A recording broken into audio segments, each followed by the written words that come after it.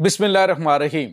अस्सलाम वालेकुम नाज़रीन, मैं हूं डॉक्टर अली और आप देख रहे हैं मेरा फेसबुक और यूट्यूब चैनल। नाज़रीन, बहुत आम तरीन डेवलपमेंट्स हैं, बहुत बड़ी खबरें आपको देने जा रहे हैं कि दीर के इलाके में काले पहाड़ों के ऊपर छुपे हुए दहशत गर्दों ने रात की तारीकी का फ़ायदा उठाकर किस तरह से पाकिस्तान पर हमलावर होने की कोशिश की। तमाम के तमाम नमक हरामों को पाकिस्तान के शेर जवानों ने जहन्नुम वासिल कर दिया है। इसकी ताज़ा तरीन अपडेट्स आपके साथ हम शेयर करेंगे, जबकि दूसरी जानिब नाज़रीन, पाक सरजमीन ने कीमती खजाना उगलना शुरू कर दिया।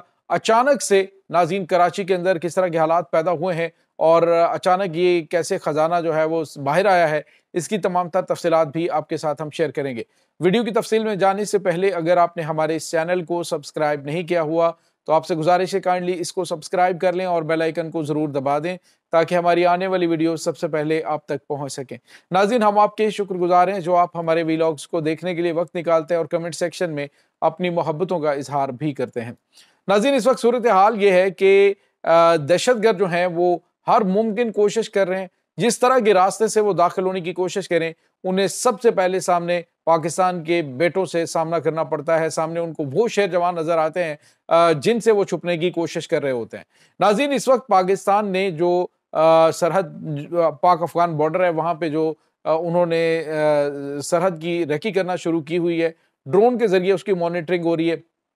तो पता चलता है कि रात की तारीकी में भी अगर फितना और ख्वारिज पाकिस्तान में दाखिल होने की कोशिश करें तो उनको डिटेक्ट कर लिया जाता है।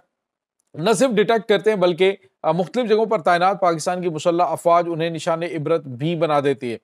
अब नाज़रीन, फितना और ख्वारिज जो है उनकी बड़ी तादाद इन नमक हरामों ने जो अफगानिस्तान से पाकिस्तान में दाखिल हुए और दाखिल होने के बाद नाज़रीन इन्होंने एक जो दीर का इलाका है वहाँ पे पहाड़ी गार के अंदर पनाह ले रखी थी। आप अंदाज़ा लगाएं कि काले पहाड़ हैं और रात की तारीकी और वहाँ पे छुप कर ये पाकिस्तान के ऊपर हमला आवर होने की कोशिश करने की तैयारियां कर रहे थे, जहां पर इनके पास आईईडीज थी। इसके अलावा इनके पास जदीद तरीन असलहा और गोला बारूद था जिसके जरिए इन्होंने हमलावर होना था। तो नाज़रीन, उस गार के अंदर एग्जैक्ट पॉइंट के ऊपर पाकिस्तान के शेर जवानों ने अटैक किया और दुश्मन के परखच्चे उड़ा दिए। 3 अहम तरीन कमांडर और मुतअद्दिद दहशतगर्द सारे के सारे जहन्नुम वासिल हो गए।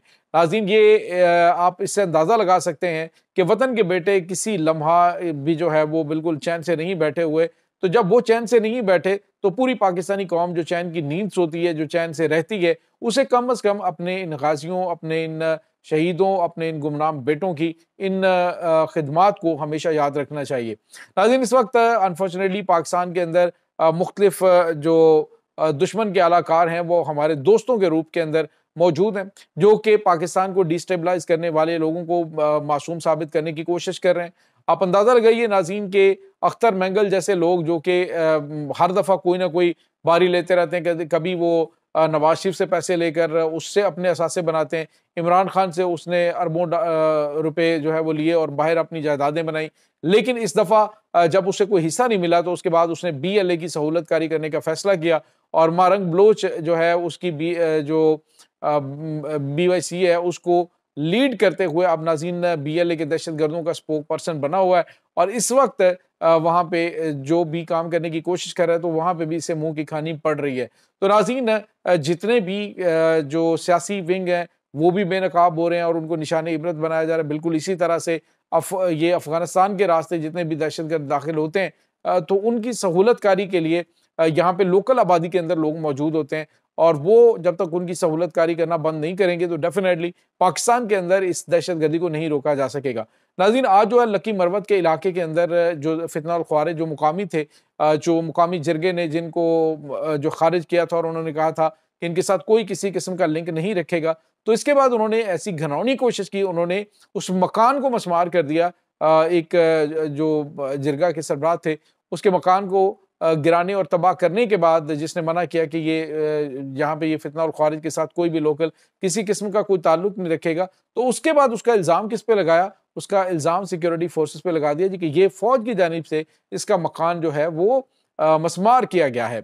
तो ये इनकी जानिब से हर वो हथकंडा इस्तेमाल करने की कोशिश की जा रही है, हर वो काम करने की कोशिश की जा रही है जो इनके हैंडलर्स इनको बताते हैं कि इस तरह की प्लानिंग करो, इस तरह से एग्जीक्यूट करो इसको, लेकिन उसमें उनको शदीद नाकामी का सामना करना पड़ रहा है। और तो और नाज़रीन, अंगूर अड्डा पर जो हमला हुआ था, जिसमें मैंने बताया था कि कमोबेश 10 अफगान दहशतगर्द और इनके जो टीडीपी के दहशतगर्द हैं, ये मुश्तरका तौर पे मारे गए।